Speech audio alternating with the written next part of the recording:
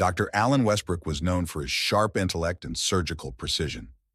Graduating at the top of his class from an elite medical school, he quickly rose through the ranks at Memorial General Hospital. But there was another trait that marked Dr. Westbrook: his arrogance. He viewed himself as superior, especially to the nurses, whom he often regarded as little more than assistants to do his bidding. And if those nurses happened to be women of color, his dismissive attitude grew even more pronounced. One particular nurse, Nurse Claire Johnson, had felt the brunt of Dr. Westbrook's arrogance on more than one occasion. Claire was calm, composed, and extremely competent, but none of that seemed to matter to Westbrook. He often interrupted her when she spoke and never once acknowledged her input during rounds. When they crossed paths in the halls, he would barely nod in her direction. It was clear Dr. Westbrook thought she was beneath him, but Claire knew better than to let his attitude shake her. She had encountered people like him before in her long and accomplished career. She held her head high and continued to do her work with grace and professionalism.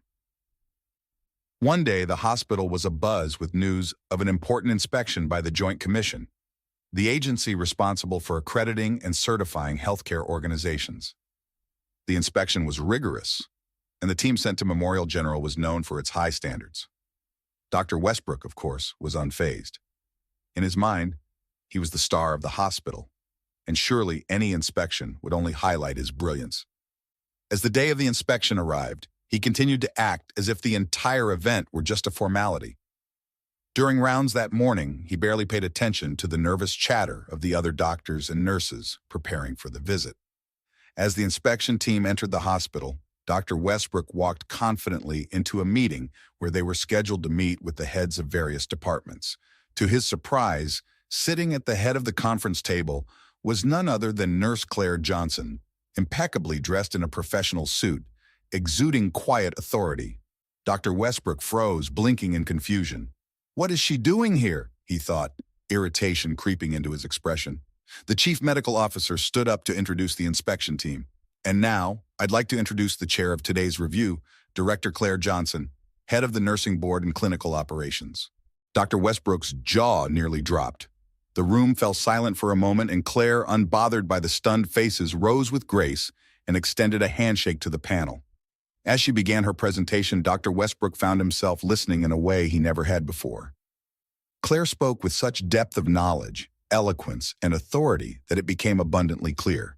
This was not the same nurse he had so carelessly disregarded.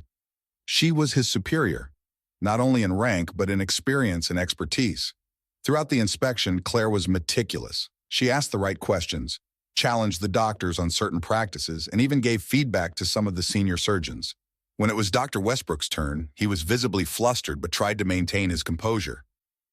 "I see you've been handling quite a few critical surgeries," Claire said as she flipped through the pages of his file.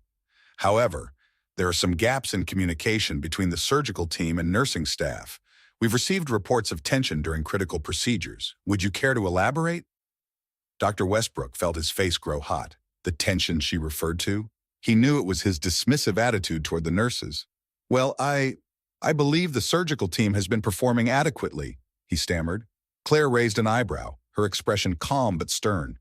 "Communication is key to successful patient care, Dr. Westbrook.